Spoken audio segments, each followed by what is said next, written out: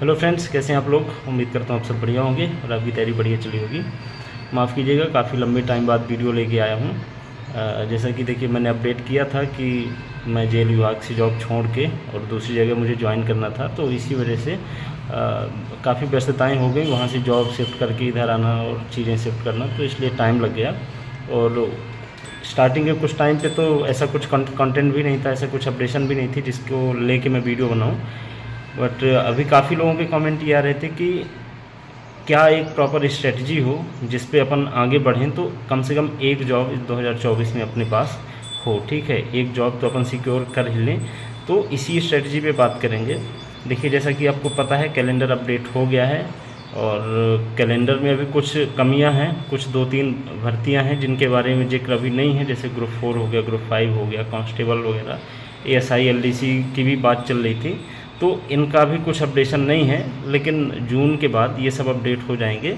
ठीक है, इस पे ज़्यादा लोड लेने वाली बात नहीं है। इम्पॉर्टेंट ये है कि हम तैयारी शुरू कर चुके हैं या नहीं, तैयारी कर रहे हैं तो किस प्रॉपर किस वे में, किस स्ट्रेटजी में करनी चाहिए, और अगर नहीं स्टार्ट की है तो फिर स्टार्ट करने की ज़रूरत है। ठीक है, तो आज इसी पे बात करेंगे कि आपकी स्ट्रेटजी क्या कैसी हो।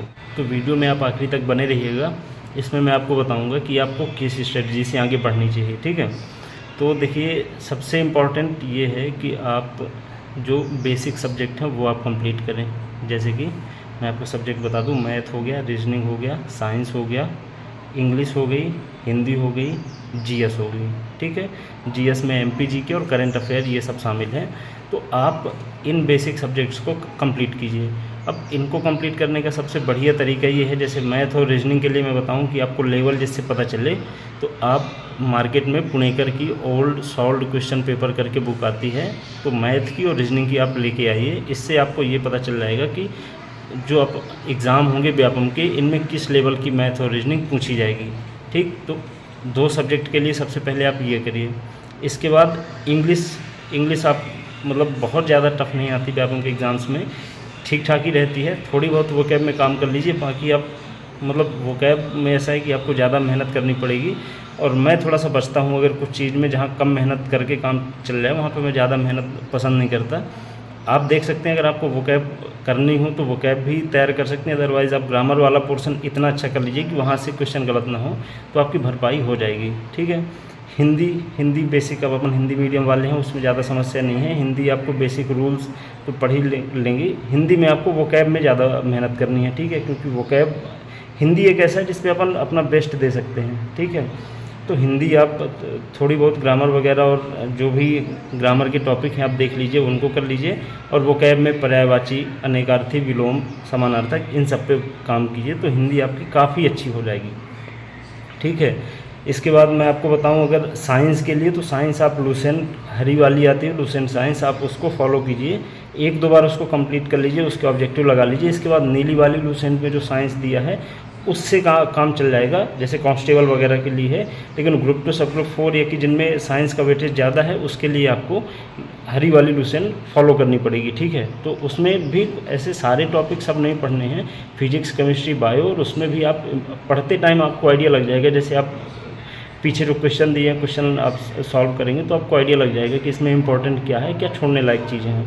ठीक है, इसके बाद आता है GS एक ऐसा पोर्शन है जिस पे आपको ज़्यादा मेहनत और कम आउटपुट दिखेगा। ठीक है, तो मेहनत आपको करनी पड़ेगी। GS में आपको स्ट्रेटजी क्या रखनी है, सबसे पहले MP GK ख़त्म करिए, करंट अफेयर में कमांड अच्छी कीजिए। इसके बाद आइए आप लूसेंट में आपको पीछे जो पोर्शन दिया है मिसलेनियस और स्पोर्ट वाला, उस पर काम कीजिए। इसके बाद फिर आप फिजिक्स, माफ़ कीजिएगा, हिस्ट्री, पॉलिटी और ज्योग्राफी में आना है आपको। तो जब आपकी बाकी चीज़ें कंप्लीट हो जाए तब आप GS में हाथ डालिएगा, पहले GS में आपको एफर्ट नहीं लगाना है। ठीक है, तो ये बेसिक हो गया। जैसे मैं आपको मैथ के लिए बताऊं, तो मैथ में आप जब ओल्ड क्वेश्चन पेपर आप देखेंगे, उससे आपको मैथ के क्वेश्चंस का जो लेवल है उसका आइडिया लगेगा कि किस किस लेवल के क्वेश्चन आते हैं। ठीक, तो मैथ आपको जब वो बुक सॉल्व कर लेंगे तो आइडिया लग जाएगा। ठीक है, इसके बाद आपको शारदा पब्लिकेशन की बुक आती है, आप उसको फॉलो कीजिए, वो आपकी नैया पार लगवा देगी। ठीक है, रीजनिंग आप अरिहंत पतली वाली आती है, उसको फॉलो करेंगे, उससे आपका काम हो जाएगा। ठीक है, अब अगर आपको आगे ज़रूरत पड़े तो मैं आपको सब्जेक्ट वाइज अलग अलग स्ट्रेटजी बता दूंगा कैसे क्या कंप्लीट करना है। हालांकि अभी मेरे पास कोई भी इक्विपमेंट नहीं है, कोई भी इंस्ट्रूमेंट नहीं है, ना तो मेरे पास स्पीकर है, माइक, ना तो कैमरा स्टैंड है, ना बोर्ड है, अभी कुछ भी नहीं है। मैं अभी जस्ट शिफ्ट हुआ हूँ बुरहानपुर में, तो इसलिए थोड़ी समस्याएं हैं, लेकिन फिर भी जितना पॉसिबल हो सकेगा मैं आपकी हेल्प करूँगा, ठीक है। तो ये तो हो गई पढ़ाई। इसके अलावा जो सबसे इम्पॉर्टेंट है वो ये कि आप जितने भी टाइम तक आप तैयारी कर रहे हैं आप उससे दूर रहिएगा, ठीक है।